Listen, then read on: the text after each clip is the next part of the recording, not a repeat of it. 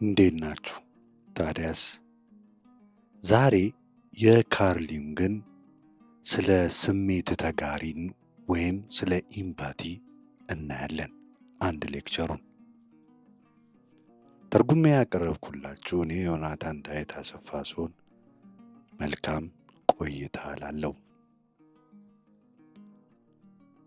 የሰውን ልጅ ግንኙነቶች የሚገዛ አንድ እንግዳና እርስ በርሱ የሚጋጭ የሚመስል ሕግ አለ። ይህ ሕግ ከምክንያት ወይም ከሎጂክ የሚመነጭ ሳይሆን ከስነ ልቦና ወይም ሳይኪ ጥልቅ የጥላ ክፍሎች የሚፈልቅ ነው። ምናልባት ስያሜ ባትሰጡትም እንኳ ይህ ስሜት ተሰምቷችሁም ያውቃል። ይህ በስሜት ተጋሪው ዘኢምፓት ብርሃን እና ያንን አንጸባራቂ ብርሃን በድብቅ ለማጥፋት የሚመኙ ሰዎች ባልተነገረ ቂም መካከል ያለ መግነጢሳዊ የሆነ ውጥረት ነው። ለምንድን ነው የምትሰጥ የምትፈውስ ባልተሸነፈ ልብ የምትገነዘብ ነፍስ በራሷ መኖር ብቻ የሚረበሹ ሰዎች ዘንድ በብዙ የምትቀርበው ጥያቄ ነው። ለምንድን ነው ከሁሉ በላይ በጥልቅ የሚሰማው ሰው የማይረዱት የሚቀኑበት አልፎ ተርፎም በዝምታ ሳይነግሩት በማስመሰል ውስጥ የሚጠሉት ለምንድን ነው? ይህ ድንገተኛ አጋጣሚ አይደለም። በቀላሉ ትርጉሙም ዕጣ ፋንታ የሚል መልስ አይደለም። ይልቁንስ በእኔ ወይም ዘሰልፍና በሌላው ዘአዘርስ መካከል ባሉ የድብቁ ህሊና አንኮኒሸስ ግንኙነቶች ውስጥ የተሸመነ አልኬሚያዊ የሆነ እውነታ ነው።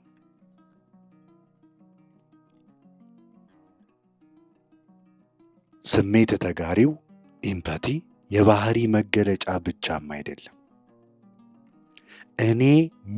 እኔ ዘሰልፍ ብዬ የምጠራው ነገር ግልጠት ነው። የንቁም ሆነ የድብቁ ህሊና ይዘቶች በሙሉ ድምር ማለት ነው። አንድ ሰው በእውነት ስሜት ተጋሪ ሲሆን ስሜቶችን መዳሰስ ወይም የማይታየውን የኃይል ቋንቋ ማንበብ ብቻም አይደለም እያደረገ ያለው የጋራ ድብቁ ህሊና ኮሌክቲቭ አንኮንሽስ ሊናገርበት የሚችል መተላለፊያ እንዲሆን ራሱን እየፈቀደ ነው። እንዲህ አይነቱ ሰው ብርሃናማ የሚሆነው ለመሆን ስለሞከረ አይደለም። ነገር ግን ያ የመከፈት ድርጊቱ ራሱ ሌሎች በቃላት ሊገልጹት በማይችሉት መንገድ የሚሰማቸው የንቃት መስክ ወይም ፊልድ ኦፍ አዌርነስ ስለሚፈጥር ነው።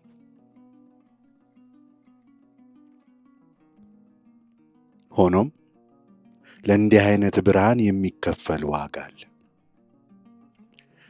ብርሃን ባለበት ሁሉ ጥላው ጠርዞቹን ይስላል። ይህንን ደግሞ አስተውላችሁ ይሆናል። በዝምተኛው ህልውናችሁ አንድን ክፍል ስትሞሉ ድባቡ ይለወጣል። አንዳንዶች እንደ ቅዱስ ነበልባል ወደ እናንተ ይሳባሉ።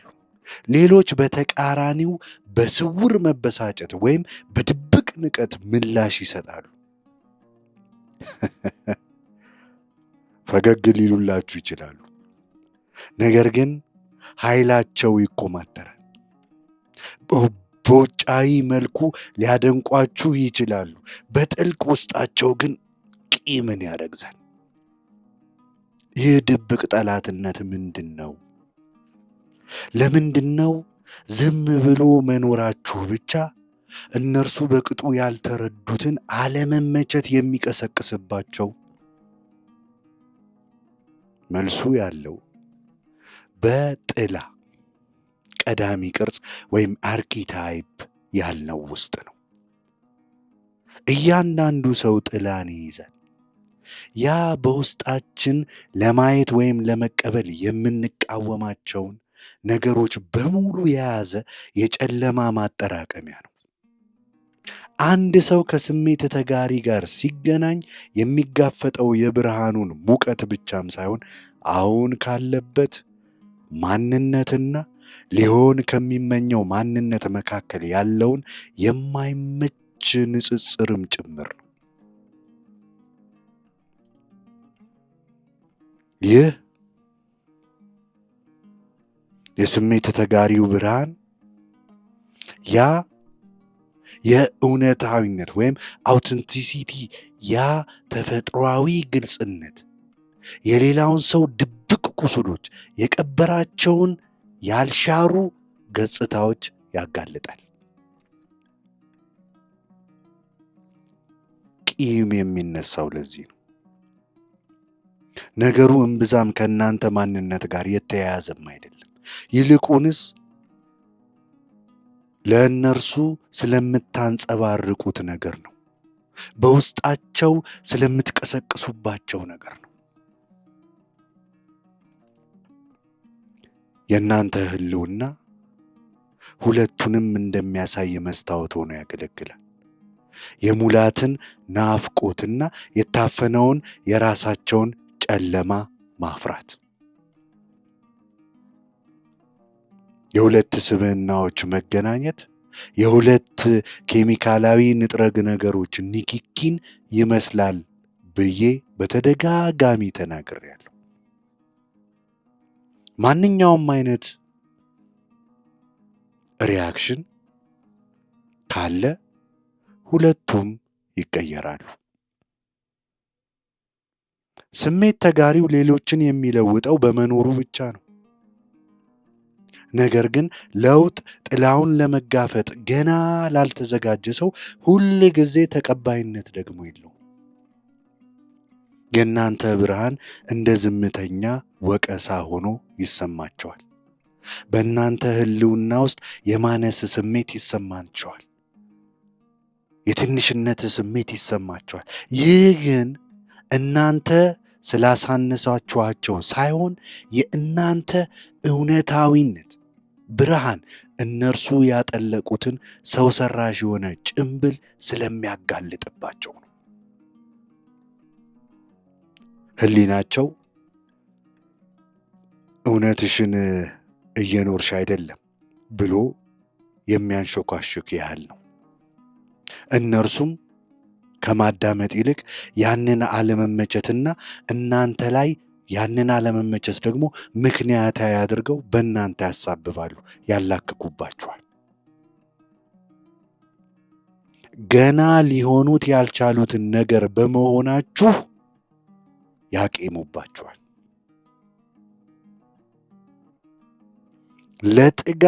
ለጥቃት ለመጠቃት ተጋላጭ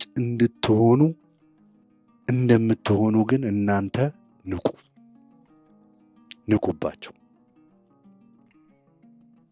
በተጨማሪ በመካሄድ ላይ ያለ ጥልቅ ስነ ልቦናዊ ክንዋኔ ደግሞ አለ።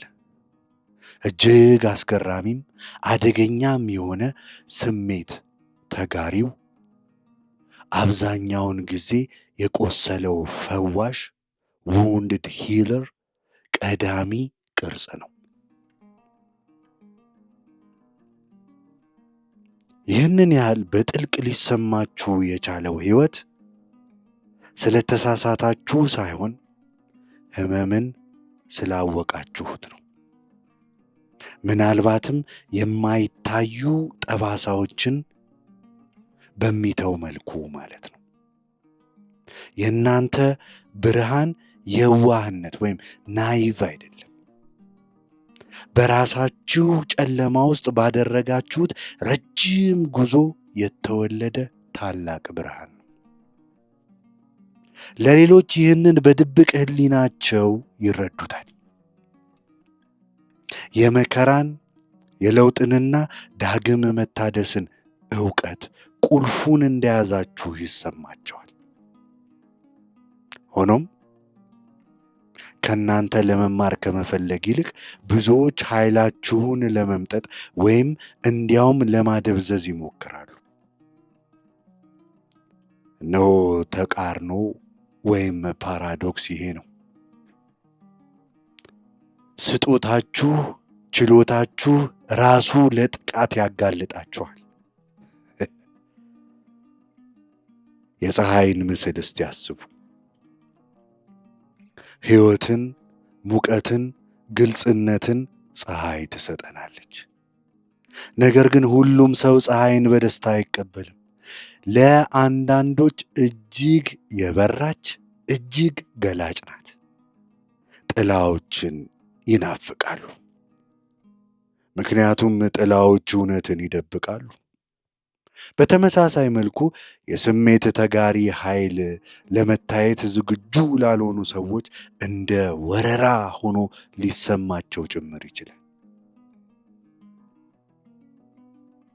ከልክ በላይ ስሜታዊ ቱ ሴንሲቲቭ ወይም ከልክ በላይ ልበቀላል ቱ ኢሞሽናል ሊሏችሁ ይችላሉ። ነገር ግን ትክክለኛው ትርጉማቸው የእናንተ ስሜታዊነት እነርሱን አጥብቀው ሊደብቁት የሚሞክሩትን ነገር ገልጦ ያሳያል የሚል ነው እውነቱ። ድብቁ ቂም የሚገኘው ደግሞ እዚህ ጋር ነው። ወደ ብርሃናችሁ ይሳባሉ፣ በዚያው ልክ ደግሞ ያስፈራራቸዋል። የእሳቱን ሙቀት ለመሞቅ እንደመፈለግ፣ ነገር ግን ከእርሱ ጋር የሚመጣጠን ብርሃንን መቋቋም እንደማይችሉ ይሰማቸዋል።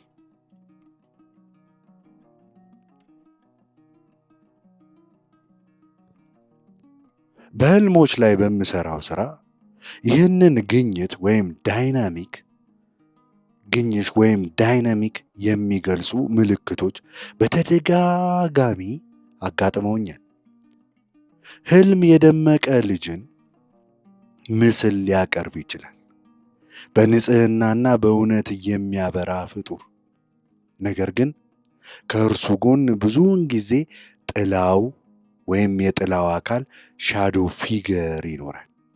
ቀጥተኛው ወንድም፣ ጨለማው መንታ፣ ያንን ብርሃን ለማጥፋት የሚሞክረው አተላይ ትሪኪስተር፣ ይህ የብርሃን ተሸካሚው እና የጥላው የጀግናውና የተቃዋሚው ዘላለማዊ ገጽታ ነው። በንቁ ሕይወታችሁ ይህ ምልክት ኃይላችሁ እንደተሟጠጠ፣ እንዳልተረዷችሁ ወይም በስውር እንደተነኮሉባችሁ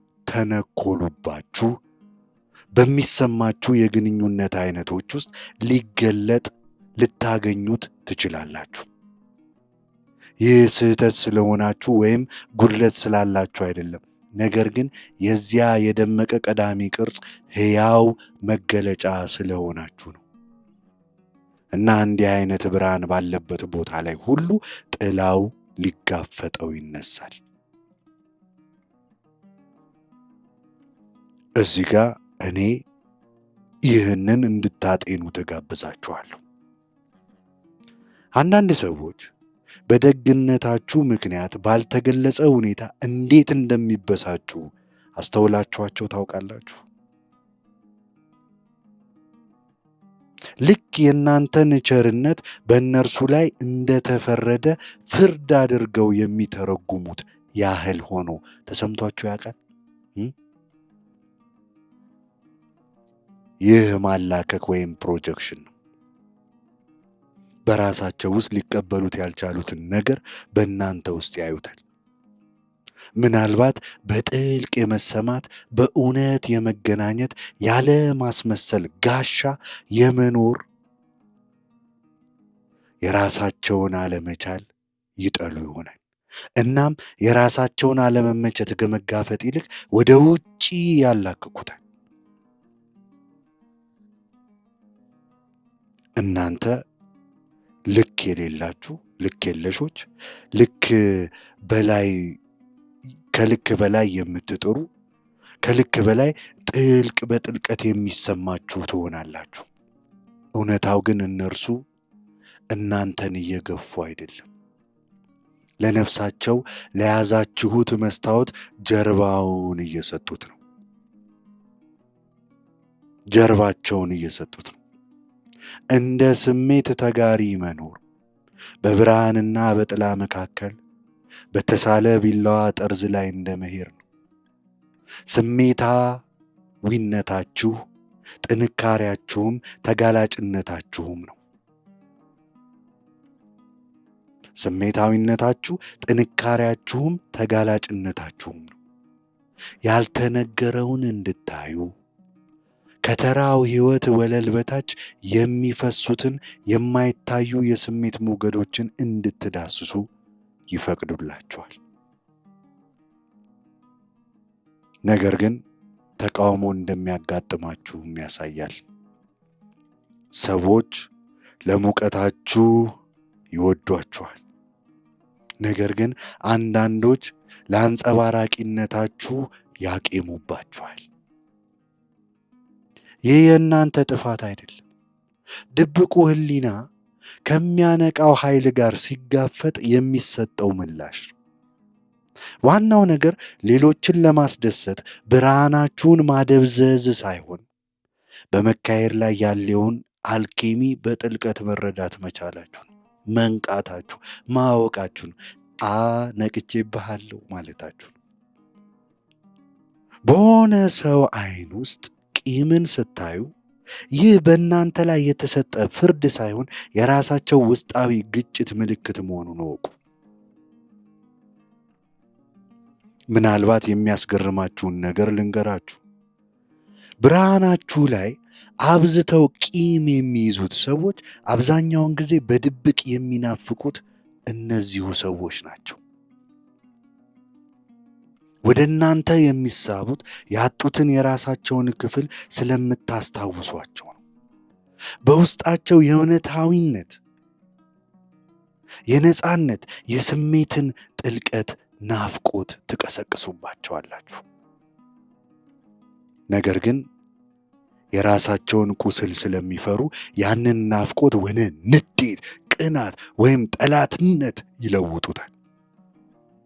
ለዚህ ነው ስሜት ተጋሪዎች የፍቅር፣ የቤተሰብ ወይም የሥራም ቢሆን በአንድ ጊዜ የሚደነቁበትም በስውር ደግሞ የሚናዱበት፣ የሚናቁበት፣ የሚጠሉበት ግንኙነት ውስጥ ራሳቸውን ቆመው የሚያገኙት። ይህን ሪያክሽን ያልተረዳው ስሜት ተጋሪ ብዙውን ጊዜ ነገሩን ግላዊ እንደሆነ ያድርጎ ያስበዋል። ምን አጥፍቼ ነው? ምን አጠፋው ብላችሁ ታስቡ ይሆናል። እኔ ስምምነትን ብቻ እየፈለኩ ለምንድን ነው እንዲህ የሚያደርጉብኝ ትሉ ይሆናል።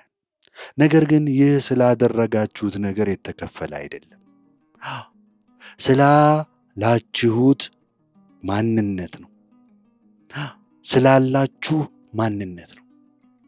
አያችሁ፣ ድብቁ ሕሊና ምክንያታዊ አይደለም። ነገሮችን በፍትሃዊነት ወይም በሎጂክ አይለካም። አንድ ሰው ጥላው ሲቀሰቀስ ቆም ብሎ ይህ ቂም በእርግጥ የራሴ ነው ወይስ እያላከኩት ነው ብሎ አይጠይቅም። እንዲያውም ይሰማዋል። ብዙውን ጊዜ ለምን እንደሆነ ሳያውቅ ይሰማዋል። እና እናንተ የስሜት ተጋሪው ግራ በመጋባት እዚያ ላይ ትቆማላችሁ። ፈጽሞ የማይነገረውን ነገር ግን ሁል ጊዜ የሚሰማውን ውጥረት እየተረዳችሁት፣ እያወቃችሁበት ማለት ነው። ይህ ስውር የሆኑ የእውነታ ንብርብሮችን ከመረዳት ጋር የተያይዞ የሚመጣ ድብቅ ዋጋ ነው። ሌሎች ሊሰማቸው የማይፈልጉትን ትሰማላችሁ።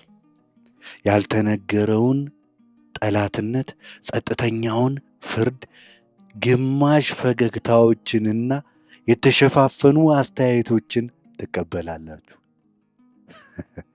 አንዳንድ ጊዜ እነርሱን ማመን እንኳን ትጀምራላችሁ። ምናልባት ብርሃናችሁ ከልክ በላይ እንደሆነ፣ ምናልባት ራሳችሁም ጭምር ማመን ወይም ራሳችሁን ሽሪንክ ማድረግ፣ በዝቅታ መናገር፣ በዝቅታ መስጠት፣ በዝቅታ መስማት እንዳለባችሁ ማሰብ ሁሉ እንድጀምሩ ትገደዳላችሁ፣ ትጀምሩም አላችሁ። ነገር ግን ይህ በትክክል ድብቁ ሕሊና ሳይረዱት ሲቀር የሚያጠምደው ወጥመድ ነው። ራሳችሁን ካሳነሳችሁ ራሳችሁን ትክዳላችሁ። ብርሃናችሁን ካደበዘዛችሁ ሙሉ ከሚያደርጋችሁ ዋናው ማንነታችሁ ጋር ያለውን ግንኙነት ትቆርጣላችሁ።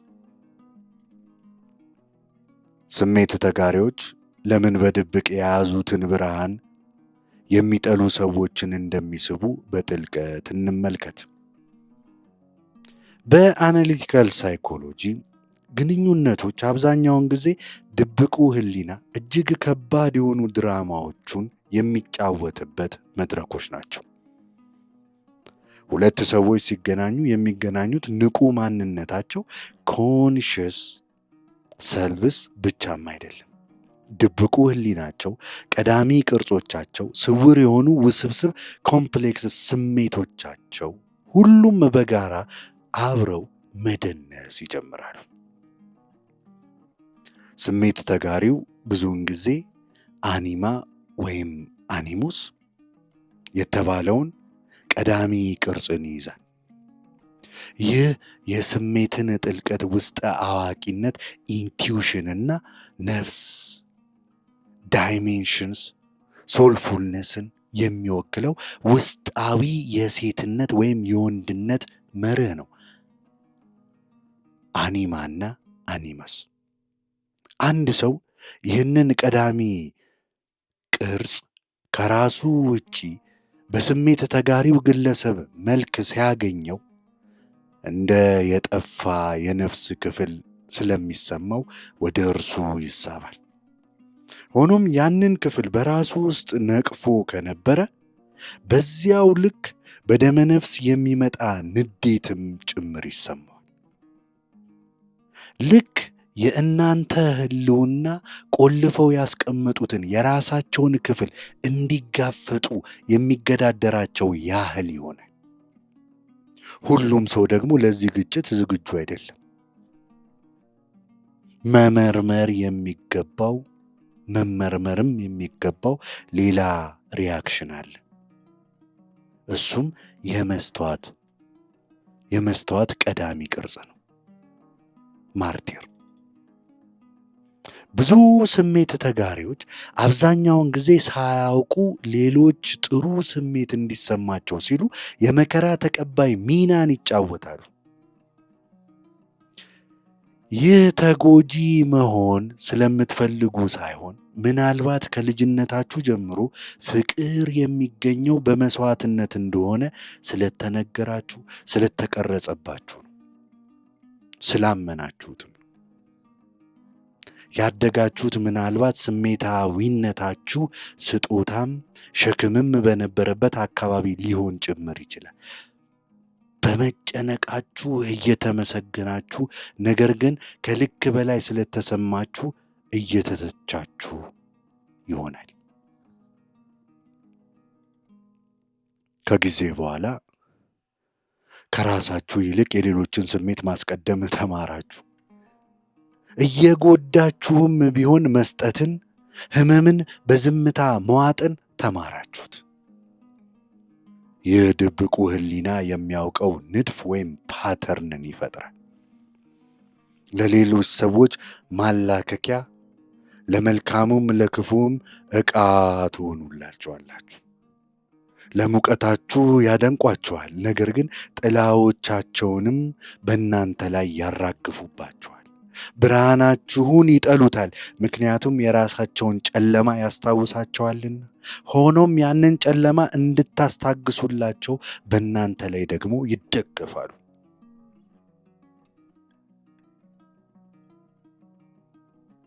ይህ ብዙ ስሜት ተጋሪዎች ተጠልፈው የሚገኙበት እርስ በርስ የሚያያዝ ደብል ባይንድ የሆነ ሁኔታ ነው።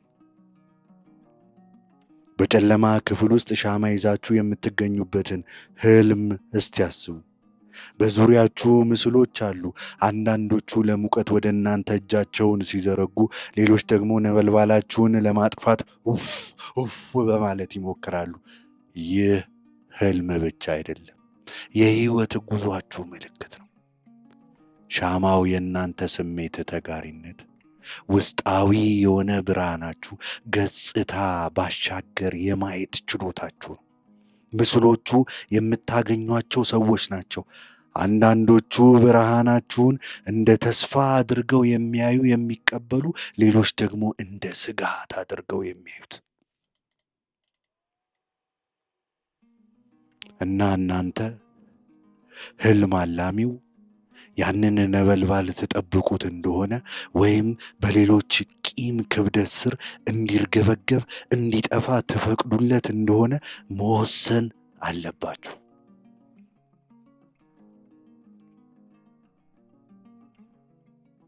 ሕይወት ስሜት ተጋሪዎችን ያለ ማቋረጥ የምትጠይቀው ጥያቄ ይህንኑ ነው። ነገሩ ጠንካራ ወይም ቀዝቃዛ መሆን አይደለም። ያ እናንተ ያልሆናችሁትን ነገር ያደርጋችኋል። ነገሩ ሻማውን መያዝ፣ ነገር ግን በሚያበራው ጥላ እንዳትቃጠሉ ይበልጥ ንቁ ኮንሸስ መሆን መቻል።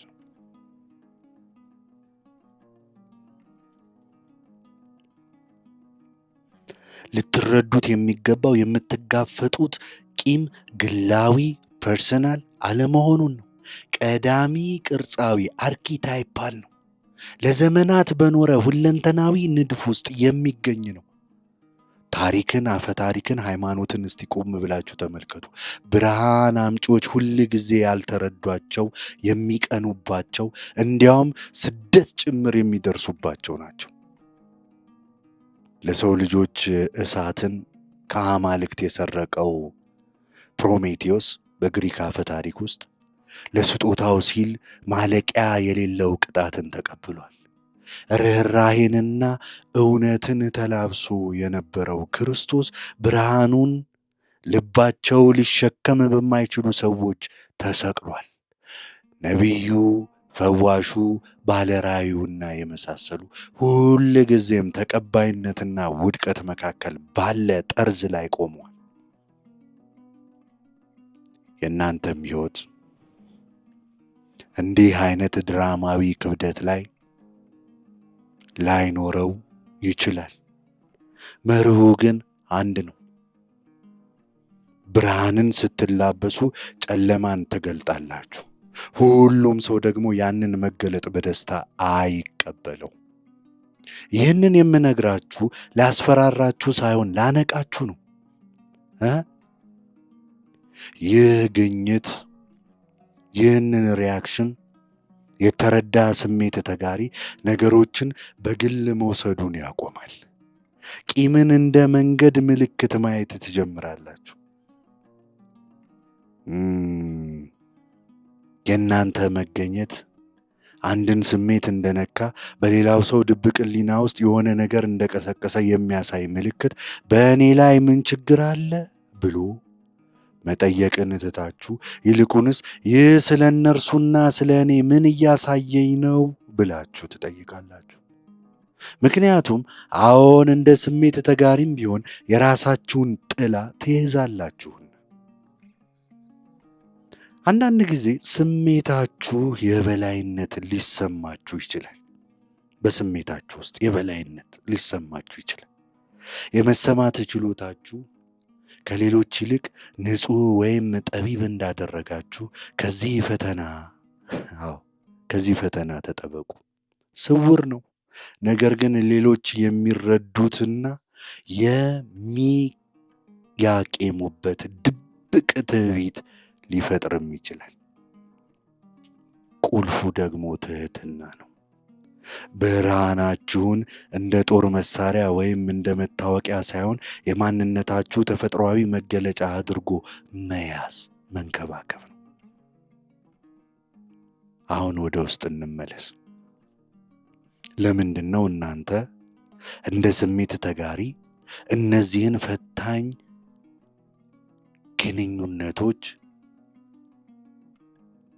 የምትስቡት?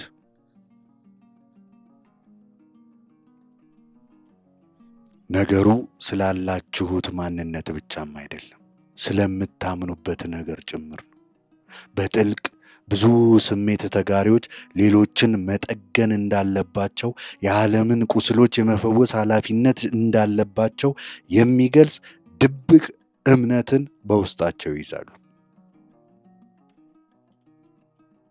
ይህ እምነት የቱንም ያህል ክቡር ቢመስልም ለራሳቸው ፈውስ ኃላፊነት ለመውሰድ ፈቃደኛ ላልሆኑ ሰዎች እንደ ማግኔት ሊሆኑ ይችላሉ። እንደ ልብ፣ እንደ ብል ሞት፣ እንደ ብል ወደ እሳት ወደ እናንተ ይሳባሉ።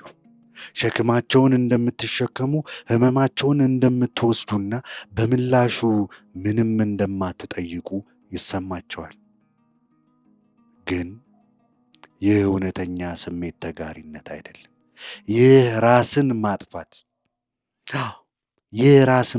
ነው። እውነተኛ ስሜት ተጋሪነት ማንነታችሁን መስዋዕት እንድታደርጉ አይጠይቅም። ራሳችሁን ሳታጡ እንድትመሰክሩና እንድትረዱ ብቻ ይጠይቃል። ብርሃናችሁን ሁሉንም የመፈወስ ግዴታ ጋር ግራ በተጋባችሁበት ቅጽበት ቂም በሚፈላበት ግንኙነቶች ውስጥ ትጠመዳላችሁ። ቂም በሚፈላበት ግንኙነት ውስጥ ገብታችሁ ትገኛላችሁ። የእነርሱም የእናንተም ማለት ነው። ይህ ግንኙነትን ሳስብ አዘውትሮ የሚመጣልኝ ምስል አለ። የአትክልት ስፍራ ምስል ነው ይህ ምስል። ስሜት ተጋሪው ጥሩ መዓዛ ባላቸው አበቦች እንደተሞላ የአትክልት ስፍራ ሆኖ ይታየኛል። የውበትና የተመጣጠነ ምግብ ቦታ። ሰዎች ወደዚህ የአትክልት ስፍራ ይመጣሉ። አንዳንዶች ሊያደንቁ፣ አንዳንዶች ከእርሱ ሊወስዱ፣ አንዳንዶች በሚያሳዝን ሁኔታ በቅናት ሊረግጡት፣ ሊጨፈልጉት፣ ሊቆርጡት። የአትክልት ስፍራው ማን እንደሚገባ አይመርጥም። ነገር ግን እንዴት እንደሚንከባከቡት መምረጥ ይችላል። የውስጥ የአትክልት ስፍራችሁን መንከባከብ መማር አለባችሁ። እንደ አጥር ያሉ ወሰኖችን ማዘጋጀት ሁሉንም ሰው ለማግለል ሳይሆን ብርሃናችሁን የሚያከብሩትን ብቻ መግባታቸውን ለማረጋገጥ። ይህ ስግብግብነትም አይደለም፣ ይህ ራስን ማክበር ብቻ ነው። ያለ እርሱ ብርሃናችሁ በፍጹም ይደበዝዛል። ሌሎች ስለወሰዱት ሳይሆን እናንተ ያለ ጥንቃቄ ስለሰጣችኋቸው ይደበዝዛል፣ ሊጠፋም ይችላል። ይህ ረቂቅ ወይም አብስትራክት የሆነ ጉዳይ ሊመስል እንደሚችል ግን አውቃለሁ፣ እረዳለሁ። ነገር ግን እስቲ ተጨባጭ እናድርገው። የአንድ ሰው ቂም እንደ ቢላዋ የወጋችሁን ጊዜ አስቡት። ምናልባት ስሜታዊነታችሁን አሹፈውበት፣ ስሜታችሁን አጣጥለው፣ እናም ወደ ትንሽ እንደሆናችሁ ትንሽዬ እንድነት እንዲሰማችሁ ሞክረው ይሆናል። ያኔ ምን አደረጋችሁ? ራሳችሁን ከፈታችሁላችሁ? ማንነታችሁን በመሆናችሁ ይቅርታ ጠየቃችኋቸው?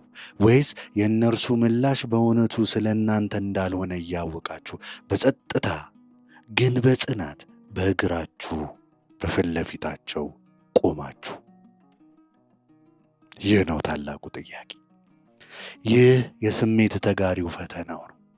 ልባችሁን ሳይዘጋ በእውነታችሁ ላይ መቆም፣ ጥላውን መመልከት፣ ነገር ግን በውስጡ አለመዋጥ።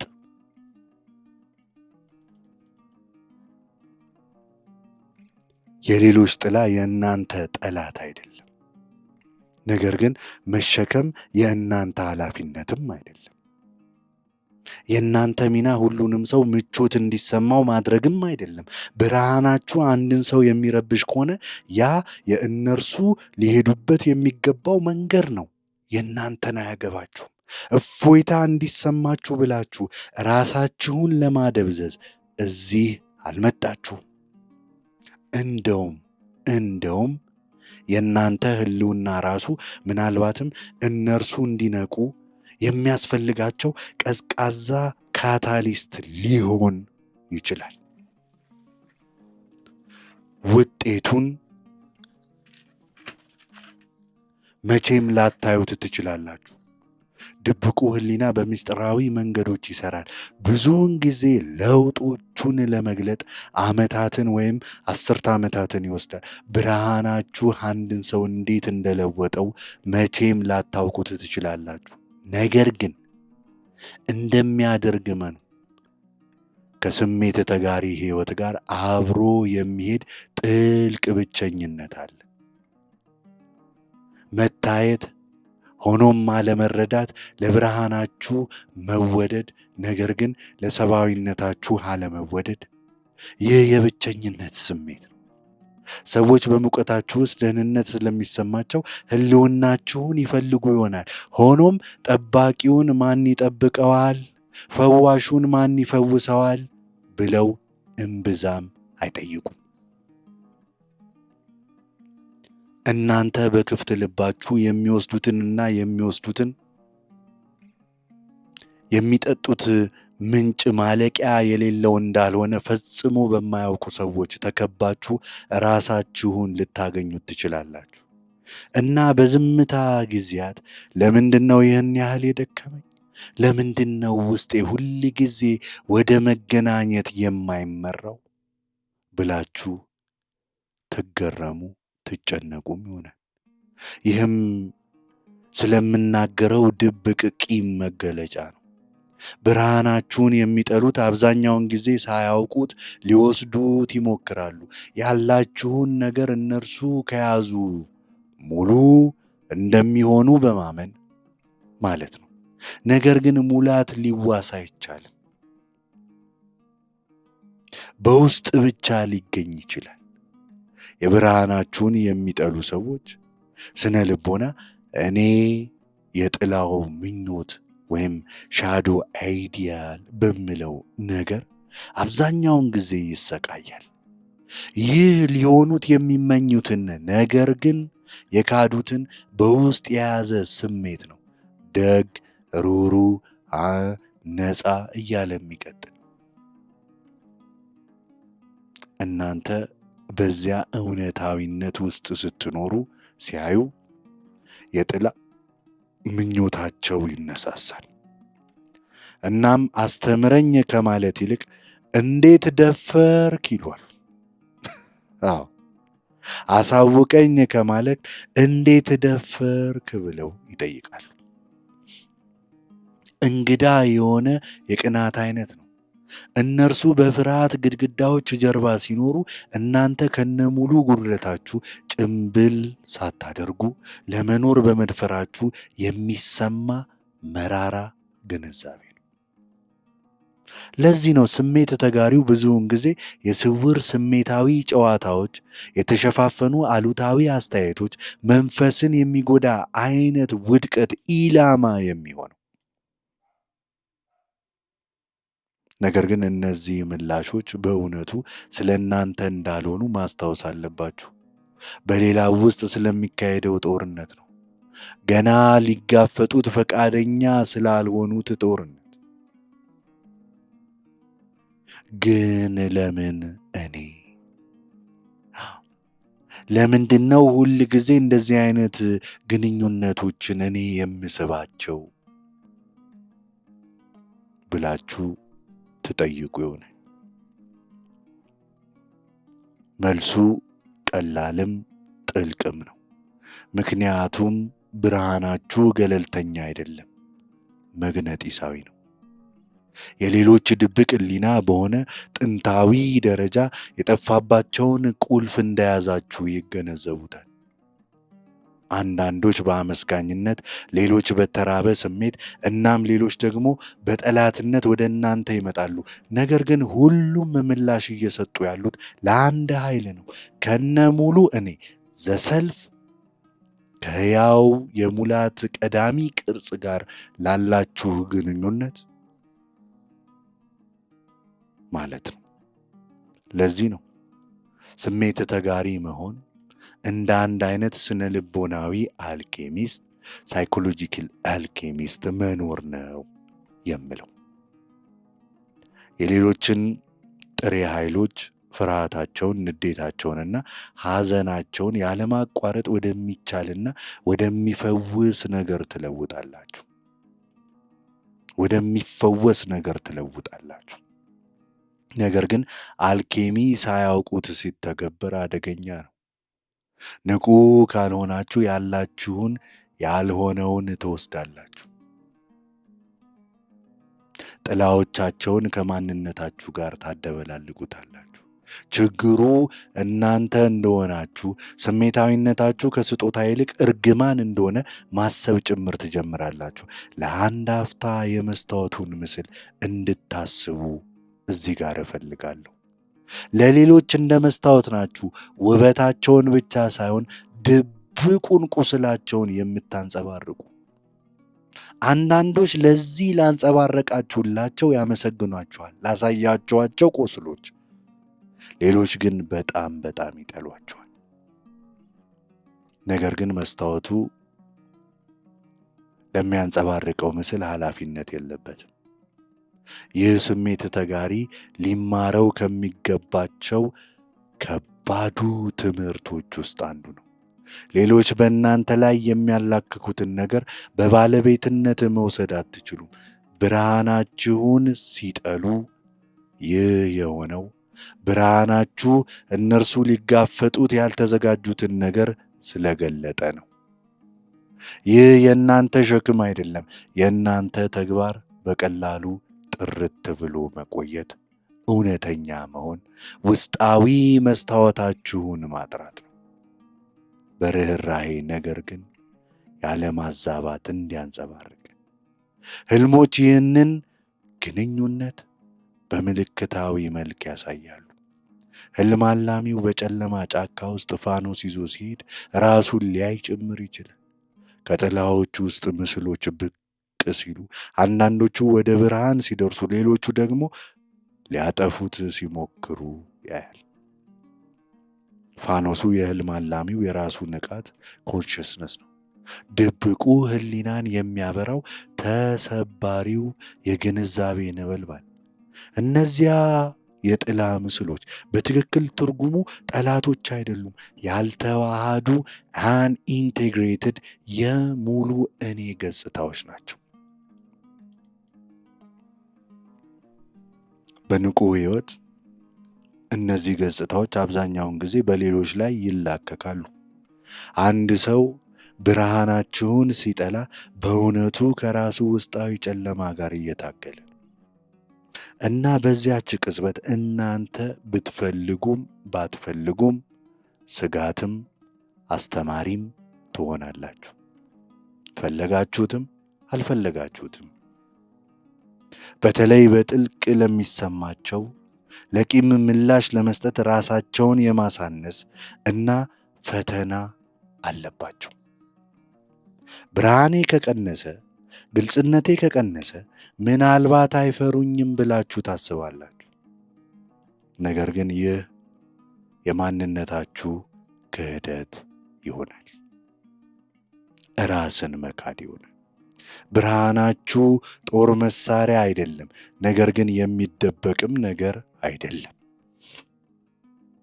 በእሳት ውስጥ አልፎ ሙሉ ሆኖ የወጣ የነፍስ ተፈጥሯዊ አንጸባራቂነት ነው። ትህትናን ከራስ ማጥፋት ጋር አታደናግሩት። እውነተኛ ትህትና ሌሎች እንዲያዩ ሳትጠይቅ ማብራት ነው። በምላሹ እንድትወደድ ሳትጠይቅ መውደድ ነው። ዋናው ማንነትህን ሳታጣ ራስህን ሳታጣው መስጠት መቻል ነው።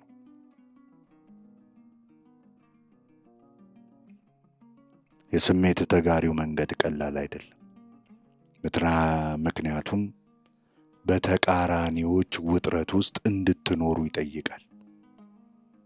ብርሃንንም ጥላንም፣ ፍቅርንም ህመምንም፣ ግንኙነትንም ብቸኝነትንም እንድትይዙ ይጠይቃል።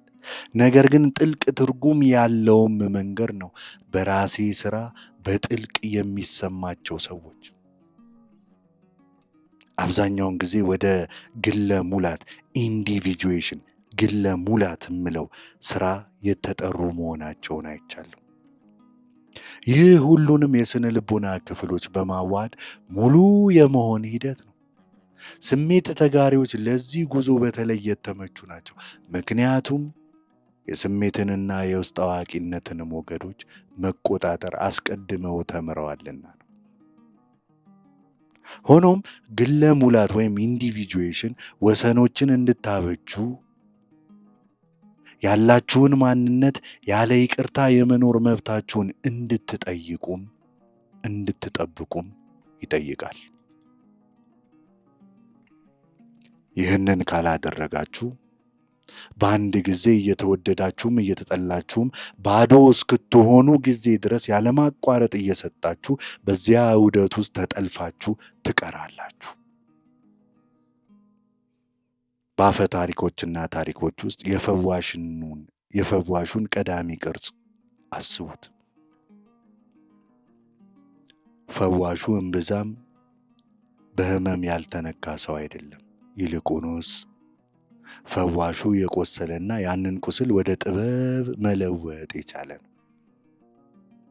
ለዚህ ነው ብርሃናችሁ ይህን ያህል ኃይለኛ የሆነው።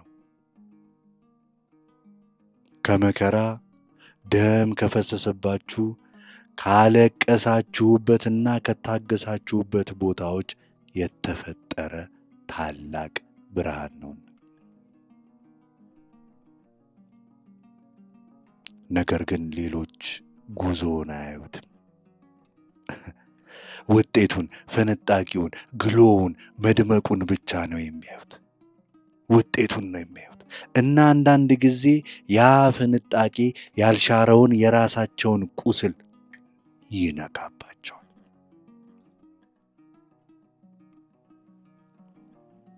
ሊጠሏችሁ የሚችሉት ፍጹም ስለሆናችሁ ሳይሆን የእናንተ መትረፍ ያልተቀበሉትን፣ የረሱትን ወይም የጨመቁትን፣ ያፈኑትን የራሳቸውን ጥንካሬ ስለሚያስታውሳቸው ነው።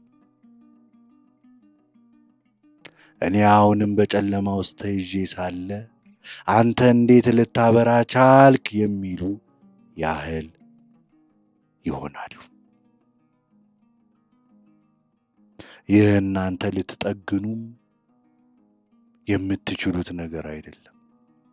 በቀላሉ በርህራሄ ነገር ግን ደግሞ በርቀት ወይም ዲታችመንት ልትመሰክሩት የሚገባ ነገር ነው። ራሳችሁን እንድትጠይቁ አበረታታችኋል። ብርሃኔ ለሚጠሉኝ ሰዎች ምን ይወክላል?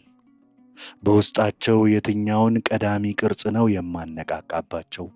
ፍቅርን የሚናፍቀውን ነገር ግን አግኝቶት የማያውቀውን ውስጣዊ ልጅ ነው ወይ የማነቃባቸው? ተጋላጭነትን የሚንቀውን የጥላውን ማንነት ነው ወይ የማነቃባቸው? ለመግለጽ የሚፈሩትን ድብቅ አቅም ወይም ፖቴንሻል ነው ወይ የማነቃቃባቸው ብላችሁ ስትጠይቁና ይህንን ስትረዱ የእነርሱን ምላሽ በግል መውሰድ ታቆማላችሁ። ጥልቅ የሆነውን ጨዋታ፣ የድብቁ ሕሊናን ተውኔት በግልጽ ማየት ትጀምራላችሁ። የማላከክና የቀዳሚ ቅርጾችን ዳንስ ፊት ለፊት ሲደንሱ ታገኟቸዋላችሁ። እና በዚያ ግንዛቤ ውስጥ ነፃነትን ታገኛላችሁ። የራሳችሁ ጥላ ጥያቄም አለ። አሁን ስሜት ተጋሪውም ቢሆን ጥላ አለው? ምናልባት የእናንተ ጥላ ራስ ወዳድ የመሆን ፍርሃት ሊሆን ይችላል። ደግ ያልሆነ ሰው ተብሎ የመታየት ሽብር። ምናልባት የምትሰጡት ማቆም ብትፈልጉ ምን ሊፈጠር እንደሚችል ስለምትፈሩ ሊሆን ይችላል።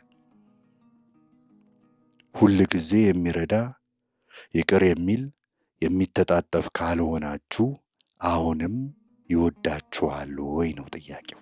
ይህን ስታቆሙ ይወዷችኋል ወይ? ከሌሎች የምትስቡት ቂም አብዛኛውን ጊዜ በራሳችሁ ላይ የምትይዙትን ቂም ያንጸባርቃል። የራሳችሁን ፍላጎት ዝም ላሰኛችሁባቸው፣ የራሳችሁን ድምፅ ላደበዘዛችሁባቸው፣ የራሳችሁን ወሰኖች ለከዳችሁባቸው ጊዜያት ሁሉ ያለ ቂም። ለዚህ ነው ራስን የመረዳት ሰልፍ አዌርነስ ስራ ይህንን ያህል ወሳኝ የሆነው። የሌሎችን ብቻ ጥላም ሳይሆን የራሳችሁን ማየት መቻል አለባችሁ። በእያንዳንዱ ስሜት ተጋሪ ሕይወት ውስጥ ቅዱስ የሆነ የለውጥ ምዕራፍ አለ።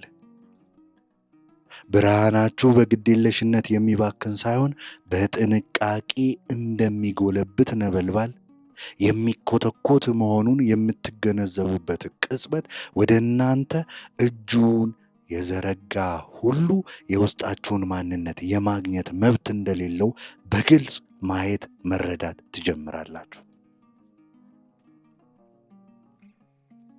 ይህ ፈጽሞ ጭካኔ አይደለም። ይህ ማስተዋል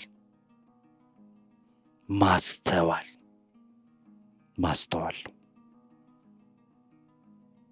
ለረጅም ጊዜ ደግ መሆን ማለት ለእያንዳንዱ ጥያቄ፣ ለእያንዳንዱ ፍላጎት፣ ለመንፈሳችሁ ለሚደረገው እያንዳንዱ ስውር ጉትጎታ አዎ ማለት እንደሆነ አስባችሁ ይሆን?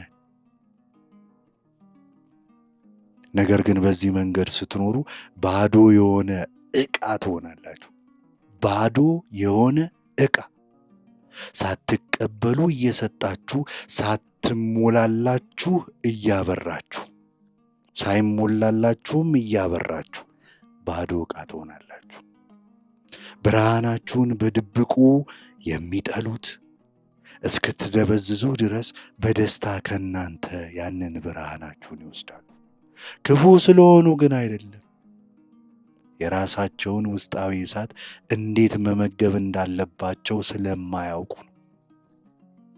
የራሳቸውን ውስጣዊ እሳት መግበው የራሳቸውን ብርሃን ማውጣት እንዴት እንደሚችሉ ስለማያውቁ ነው። እና የስሜት ተጋሪው እውነተኛ የሆነ ትምህርት ይህንን ዑደት መመገብን መቀጠል ሳይሆን ጸንቶ መቆም ነው። ብርሃናችሁ ቅዱስ መሆኑን እውነታውን ማክበርና ጸንቶ ያንን ተንከባክቦ መያዝ መቻል። በዚህ ታላቅ ግንዛቤ ውስጥ መኖር ከአዳኝ ወይም ሴቪየርና ከተጎጂ ቪክቲም ድብቅ ንድፍ በልጦ መውጣት ማለት ነው። ሁሉንም ሰው ለማዳን እዚህ አልመጣችሁም። ሕመማቸውን እንደ ራሳችሁ አድርጋችሁ ለመሸከም እዚህ አልመጣችሁም። ስሜት ተጋሪነት ማለት ራስን ማጣት ማለት አይደለም። በግልጽ ማየት፣ በጥልቅ መሰማት እና በጥበብ ምላሽ መስጠት ማለት ነው። በርኅራኄና ራስን በመስዋዕትነት መካከል ልዩነት አለ። ርኅራኄ ከሙላት ይፈሳል። እያንዳንዱ ነፍስ የራሱን ጥላ መጋፈጥ እንዳለበት ከመረዳት ይመጣል። ራስን መስዋዕትነት ማድረግ ግን አብዛኛውን ጊዜ ከቁስሎች ይፈሳል። ለፍቅር ብቁ ለመሆን ሁሉንም ነገር መስጠት እንዳለባችሁ የሚገልጽ እምነት ይሆናል። ይበልጥ ንቁ እየሆናችሁ ስትመጡ ይህንን ልዩነት ይበልጥ ቆም በልጣችሁ ታዩታላችሁ። የአንድ ሰው ቂም የራሳቸው ራስ ጥላቻ ነጸብራቅ መሆኑን መለየት ትጀምራላችሁ። ውድቀታቸው ያልሻሩት ቁስላቸው ማላከኪያ መሆኑን ታዩታላችሁ። እናም ራሳችሁን ከማሳነስ ይልቅ በጸጥታ መቆምን ትማራላችሁ። ሳትዋጉም ሳትወስዱም በቀላሉ ቦታችሁን ይዛችሁ በጸጥታ መቆምን ትችላላችሁ። የስሜት ተጋሪው ቀዳሚ ቅርጽ ሙሉ በሙሉ ሲበስል የጠቢብ ቀዳሚ ቅርጽ ይሆናል። ጠቢብ የሌሎችን ቂም አይፈራም። ምክንያቱም ይህ የነፍስ አልኬሚያ አካል መሆኑን ያውቀዋልና። ጥላው ከመለወጡ በፊት መቃወም እንዳለበት ይረዳል። እናንተ ወደዚህ የብስለት መንገድ እየተጠራችሁ ነው። የመወደድን ፍላጎት ያለ መረዳትን ፍርሃት አልፋችሁ እንድትሄዱ ያሻል። ግን ይህን ስታደርጉ እጅግ አስቸጋሪ በሆኑ ግንኙነቶች ውስጥ እንኳ ያለውን ድብቅ ውበት ማየት ትጀምራላችሁ። ብርሃናችሁን የሚጠላው ያ ሰው ጠላታችሁ አይደለም፣ እንግዳ በሆነ መንገድ አስተማሪያችሁ ነው። ወሰናችሁ የት መጠናከር እንዳለበት፣ የራስ መረዳታችሁ የት ግልጽ መሆን እንዳለበት፣ የራሳችሁ ጥላ አሁንም የት እንደተደበቀ በግልጽ ያሳያችኋልና አስተማሪያችሁ ነው። የጀግናው ጉዞ ወይም ሄሮስ ጆርኒ አፈታሪክን እዚህ ጋር አስታውሱት። እያንዳንዱ ስሜት ተጋሪ በእንደዚህ አይነት መንገድ ላይ ነው። ጀግናው ሁል ጊዜ የሚያውቀውን ምቾት ትቶ ወደ ነፍስ ምድረ በዳ እንዲገባ ይጠራል። በመንገድ ላይ ጀግናው ወዳጆችንም ተቃዋሚዎችንም ያገኛል። ነገር ግን ብዙውን ጊዜ ታላላቅ ትምህርቶችን የሚያስተምረው ተቃዋሚው ነው። ቂምን ስትጋፈጡ ጥንካሬያችሁን እንድትጠብቁ፣ ብርሃናችሁን እንደ ተሰባሪ ሻማ ሳይሆን በቀላሉ እንደማይጠፋ ችቦ እንድትይዙ እየተጠየቃችሁ ነው። ይህ ማለት ጠንካራ ወይም ተከላካይ መሆን ማለት አይደለም። ሌሎች ለእናንተ የሚሰጡት ምላሽ ዋጋችሁ እንደማይወሰን እያወቃችሁ በጸጥተኛ በራስ መተማመን በማንነታችሁ ውስጥ መቆም ማለት ነው። ብርሃናችሁ ለሌሎች ብቻም አይደለም፣ ለእናንተም ጭምር ነው።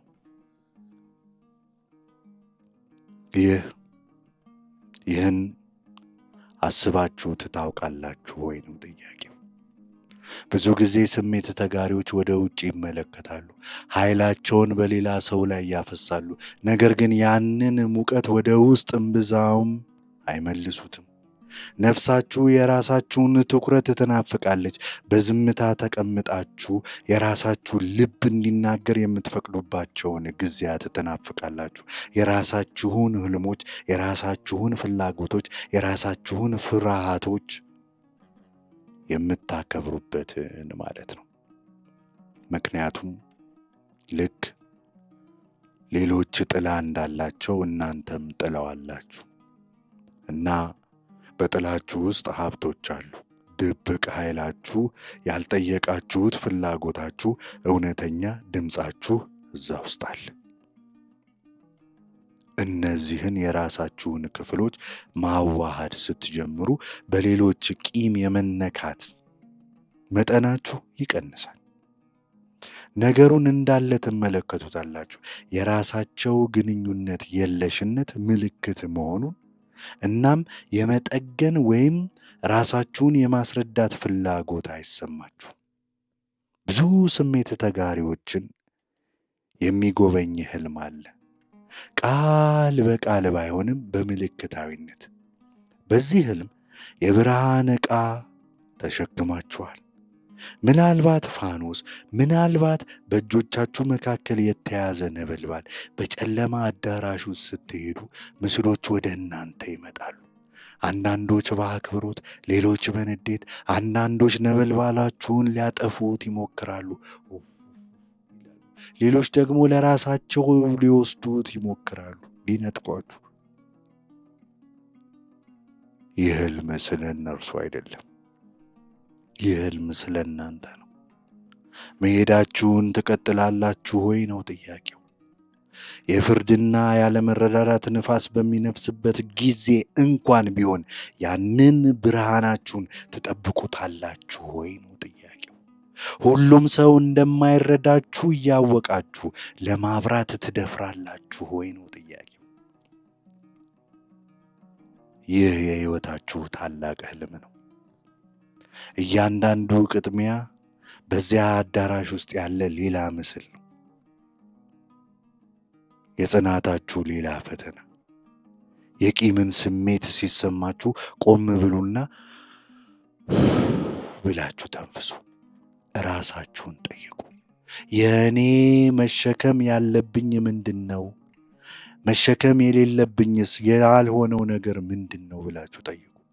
ሌሎች የሚጥሉትን ጥላ የመውሰድ ግዴታ ፈጽሞ የለባችሁ። በእናንተ ሕልውና ምቾት እንዲሰማቸው የማድረግ ግዴታም የለባችሁ። እንደ እውነቱ ከሆነ የሚሰማቸው አለመመቸት አብዛኛውን ጊዜ የራሳቸውን መነቃቃት አዌክኒንግ የመጀመሪያ እርምጃ እንዲወስዱ ያደርጋቸዋል። ያም ነው የሚሆነው። የእናንተ ሚና ያንን ህመም ማስታገስ ሳይሆን እውነታዊነት ላይ ቆሞ መገኘትና መቆየት ነው። ያንን ሆኖ መሰማት፣ መውደድና ጭምብል ሳይኖር መኖር ምን ማለት እንደሆነ ሕያው ምሳሌ መሆን መቻል። እናው ይህ ኢላማ ሊያደርጋችሁ ይችላል። ነገር ግን ቀስቃሽም እንድትሆኑ ያደርጋችኋል። ሰዎች መጀመሪያ ላይ ቢቃወሙም እንኳ በጥልቀት እንዲያዩ የገፋፏቸውን ያስታውሳሉ። የኃይል ወሰኖችን ኢነርጀቲክ ባውንደሪስ ጥበብ መማራችሁ አስፈላጊ ነው። ይህ ግድግዳዎችን መገንባት ሳይሆን ጠንካራ ውስጣዊ ማዕከልን ማዳበር ነው። ማዕከላችሁ ጠንካራ ሲሆን ሳትዋጡ በጥልቅ መሰማት ትችላላችሁ። ራሳችሁን ሳጣቱ መውደድ ትችላላችሁ። ሳትሟጠጡ መስጠት ትችላላችሁ። አያችሁ፣ ወሰኖች እንቅፋቶች አይደሉም። የነፍሳችሁ የአትክልት ስፍራ ተፈጥሯዊ ጠርዞች ናቸው። ለሌሎች እኔ እዚህ ጋር አበቃለሁ ይላሉ እና አንተ ትጀምራለህ። ለአንተ ቦታ ሊይዝልህ እችላለሁ፣ ነገር ግን የእኔ ያልሆነውን አልሸከምም። እዚህ ጋር ጨርሻለሁ። በዚህ መንገድ ስትኖሩ ቂም በእናንተ ላይ ያለውን ኃይል ያጣል። እንደሚያልፍ ማዕበል ይሆናል። ምናልባት ድምፀ ከፍተኛ፣ ነገር ግን ነበልባላችሁን ለማጥፋት የማይችል ይሆናል። ይህንን እንድታስታውሱ ትፈልጋለሁ። ብርሃናችሁ ፈቃድ አያስፈልገውም። መረጋገጥ ወይም መገለጽ አያስፈልገውም። የጉዞአችሁ ውጤት ነው። የተጋፈጣችሁት እያንዳንዱ ጥላና የፈውሳችሁ እያንዳንዱ ቁስል ውጤት ነው። የሚጠሉት በሆነ መንገድ ኃይሉን ዕውቅና እየሰጡት ነው። ምንም እንኳ ሳያውቁት ቢያደርጉትም ምላሻቸው የራሳቸው መንገድ ነጸብራቅ ይሁን፣ የራሳቸው ይሆናልና። የእናንተ ተግባር በቀላሉ መራመዱን አለማቆም መቀጠል ነው። ወደፊት መሆንን መቀጠል ነው። ማንነታችሁን ምስጢር በጥልቀት መረዳት መቻል ነው። በመጨረሻም ስሜት ተጋሪዎች በድብቅ ብርሃናቸውን የሚጠሉ ሰዎችን የሚስቡበት ምክንያት በስሜት ተጋሪው ላይ የሆነ ችግር ስላለ አይደለም። ይልቁንም ስሜት ተጋሪው ሊሆን የሚችለውን ነገር ሕያው ማስታወሻ ሆነው በፊት ለፊት ስለሚያያቸው። እውነታዊነት፣ ተጋላጭነትና ሙላት፣ እነዚህ ባህሪያት ጭምብሎችንና ገጽታዎችን በሚያደንቅ ዓለም ውስጥ ብርቅ ናቸው እና ሰዎች ያለ እነዚያ ጭምብሎች ለመኖር የሚደፍርን ሰው ሲያዩ እውነተኛ የመሆንን being real የራሳቸውን ፍርሃት ለመጋፈጥ ይገደዳሉ። አንዳንዶች ከዚህ ግጭት ይሸሻሉ፣ አንዳንዶች ያጠቁታል። ነገር ግን ሌሎች ዝግጁ የሆኑት ይነሳሳሉ። ብርሃናችሁን ያዩና ምናልባትም እኔም ማብራት እችላለሁ እኮ ብለው ያስባሉ። እናም በዚህ የመጨረሻ ሐሳብ እተዋችኋለሁ። የሚያጋጥሟችሁን ቂም አትፍሩት። እየወደቃችሁ እንደሆነ ምልክት አይደለም። እያበራችሁ እንደሆነ ግን ምልክት ነው። የእናንተ ሕልውና ራሱ በዙሪያችሁ ባለው ዓለም ውስጥ የሆነ ነገር እያነቃ እንደሆነ ምልክት ነው እና ዓለም ከተቃወመ ይቃወም። የእናንተ ተግባር ጨለማውን መዋጋት ሳይሆን ጨለማው ላለማስተዋል እስኪቸገር ጊዜ ድረስ ሙሉ በሙሉ ራሳችሁን መሆን መቻል ብቻ ነው። በብርሃናችሁ ውስጥ ቁሙ። ነበልባላችሁን ከፍ አድርጉ። የነፍስን መንገድ በድፍረት በገርነትም ተራመዱ። ምክንያቱም ዓለም የምትሸከሙትን ነገር ይፈልገዋል። ምንም እንኳ ሁል ጊዜ በደስታ ባይቀበለው፣ ጊዜው ይመጣል። ብርሃናችሁን የሚጠሉ እንኳ ስጋት ሳይሆን ስጦታ እንደነበር፣ የራሳቸው ያልተጠየቀ አንጸባራቂ መስታወት እንደነበር የሚያዩበት ጊዜው ይመጣል። የካርል ዩንግን አንድ ሌክቸር እንደዚህ ተርጉሜ ያቀረብኩላችሁ እኔ ዮናታን ዳዊት አሰፋ ሲሆን ቻናላችንን ሰብስክራይብ፣ ላይክ፣ ኮሜንት፣ ሼር ያድርጉ። በተከታታይ ካርል ዩንግ ላይ የምናደርገውን ይህንን አይነት ዝግጅት እየቀጠልን ነው። እንዴት ነው? አስተያየታችሁን ጻፉልኝ። ደስ የሚል ጊዜ እመኝላችኋለሁ።